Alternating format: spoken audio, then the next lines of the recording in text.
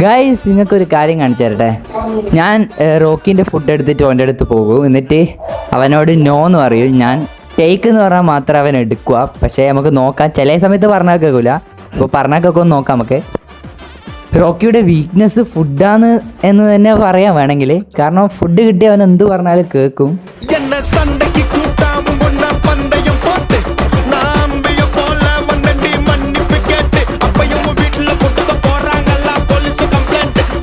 Guys കൊതി വന്നിട്ട് വായിന്ന് വെള്ളലിക്കാന്ന് ഗൈസ്, കണ്ടോ നിങ്ങള്?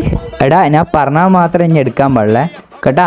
നോ, ആദ്യം അവന് ഫുഡ് കാണിച്ചു കൊടുത്ത്, എന്നിട്ട് നോ നോ എന്ന് പറഞ്ഞിട്ട് അവിടെ വെച്ച് റോക്കി നോ നോ നോ. അപ്പാടെ അവൻ്റെ ബാക്കിൽ കൂടെ ഒരാൾ പോയതിനു ശേഷം അപ്പാടെ അവൻ എന്നെ പറ്റിച്ചിട്ട് തിന്നാൻ നോക്കി. അപ്പാടെ ഞാൻ പാത്രം എടുത്ത് മാറ്റി.